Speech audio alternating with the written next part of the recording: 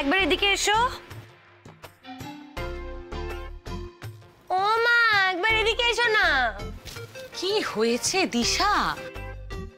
আচ্ছা, তোর জ্বালায় কি আমি দুদণ্ড শান্তিতে পুজোটা দিতে পারবো না? আরে বাবা, পুজো টুজো তো হলো, এবার এদিকে দাঁড়াও দেখি। মানে দেখি, এটা রাখো, এটা ধরে থাকো। হ্যাঁ, এটা হলো।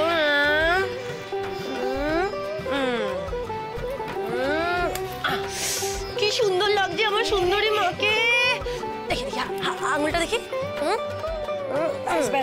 কারোর যাতে নজর না লাগে। খুব পেকে গেছিস তাই না রে?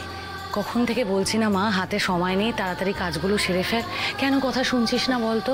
সেই তখন থেকে আমার সেলাই মেশিন নিয়ে পড়ে রয়েছিস, আর কি আমার জন্য সেলাই করছিস, নকশা করছিস, আমি তো বুঝতে পারছি না। জানা হাতে সময় নেই, তাড়াতাড়ি রেডি হয়ে নে। করছি তো। সর্বনাশ, তোর বাবা কি হয়েছে কে জানে।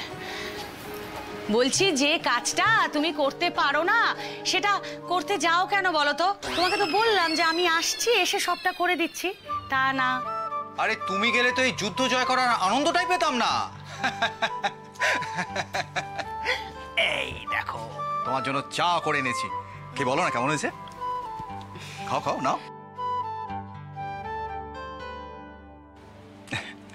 কি কেমন? হ্যাঁ সত্যি মৃণালিনী, মাঝে মাঝে তাই ভাবি যে তোমারও ভাগ্য যে আমার মতো এরকম বউ ভক্ত স্বামী পেয়েছো তুমি। না বলে আজকালকার দিনে তুমি বলো তো, একটু ভেবে বলো, এরকম দেখেছো আর কাউকে যে এরকম সংসারের জাঁতাল টানতে টানতে বউয়ের চাঁদপানা মুখ শুকিয়ে গেছে বলে এখন চা বানিয়ে বউয়ের মুখের সামনে এসে ধরবে?